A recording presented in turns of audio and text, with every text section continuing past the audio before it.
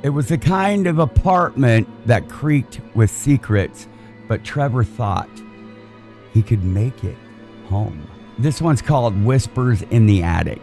Welcome to Twist in the Tale, where you will never guess the ending. Trevor never imagined that life in a modest apartment would become so complicated.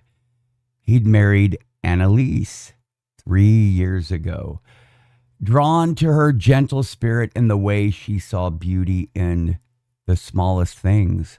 Yes, she had a son also, Nigel, and he had been a quiet addition. 18, clever, and a little awkward, but Trevor did his best to be a steady presence for him. They'd had their share of arguments, oh yes indeed, like any couple, but nothing out of the ordinary. In fact, before they moved to this new apartment, Trevor would have described their home as loving, if a little unconventional. But everything changed, folks, after the move. Yep, it started with the whispers. Whispers. Yes, you heard it right. At first, Trevor thought it was the old pipes or the wind rattling through the vents, but the sounds grew more distinct, forming words. Yes, words. Urgent and conspiratorial. Always when he stepped out of the room. So he would be barely walking out of the room and he would hear these things. He'd returned to find Annalise's demeanor changed. Her eyes distant, her tone suddenly patronizing. "You're just tired, Trevor," she'd say, her voice soft, but her words dismissive. "There's no one in the attic. You're imagining things." Now, Nigel, usually silent, began to echo her, his voice flat. It's just your mind playing tricks, Trevor." But Trevor knew what he heard. The whispers weren't random. They called him a liar, a brute, a narcissist. Sometimes late at night, he'd hear his name hissed from above, as if someone was watching and waiting.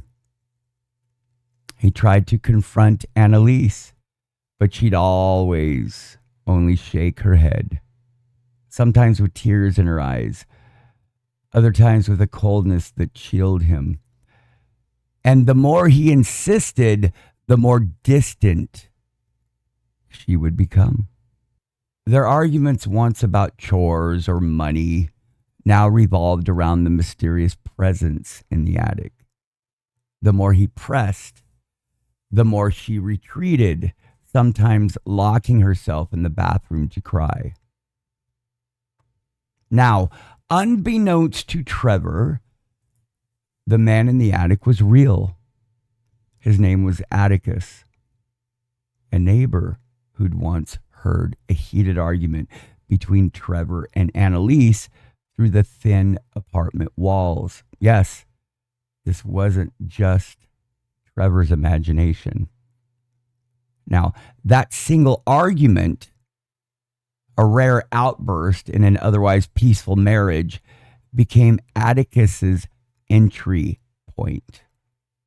He started slipping into the attic through a forgotten maintenance hatch, whispering down to Annalise and Nigel, spinning tales of Trevor's supposed cruelty and his manipulation, always insisting that he was a covert narcissist. Now, Annalise and Nigel, both high-functioning autistic, if I hadn't mentioned that already, which kind of describes the awkwardness, they struggled to separate fact from Atticus's insidious fiction. Atticus was patient, persistent, and persuasive, feeding off their confusion and vulnerability. Over time, the whispers became commands. "He's dangerous. You have to protect yourself. He's lying to you. He's not who you think he is. Annalise, desperate to keep her family together, began to believe the worst.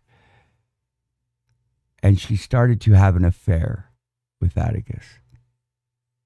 Drawn in by his promises of safety and understanding, Nigel too became withdrawn, avoiding Trevor and clinging to his mother. The apartment, once filled with quiet routines and gentle laughter, it became a place of suspicion and fear.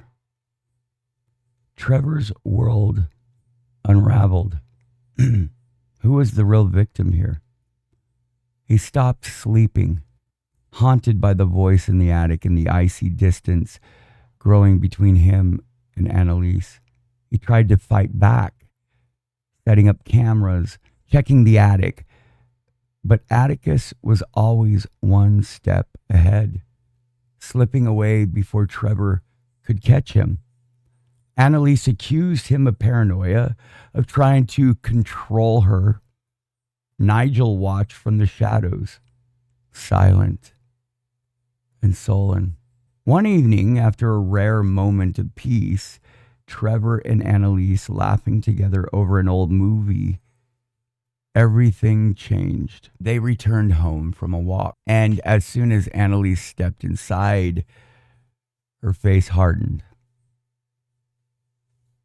Trevor heard the familiar whisper from the attic, low and urgent. Annalise turned on him, her words sharp and cold. Stop lying, Trevor. Stop pretending. Trevor's heart broke. He could see the pain in her eyes, but also the fear. That night, unable to take it any longer, Trevor climbed into the attic. He found Atticus crouched in the shadows, smug and unafraid. The confrontation was brief and brutal, a lifetime of confusion and heartbreak exploding in a single, desperate moment. With a trembling hand, Trevor struck Atticus with a bat, silencing the whispers forever. Annalise found Trevor in the attic, shaking and sobbing.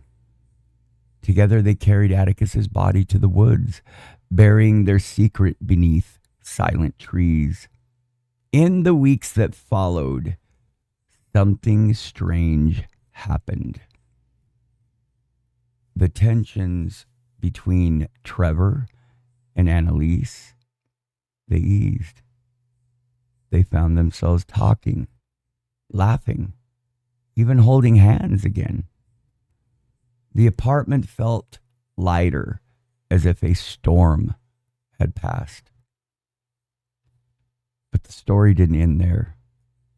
One evening, as Trevor sat alone in the living room, he heard a faint sound.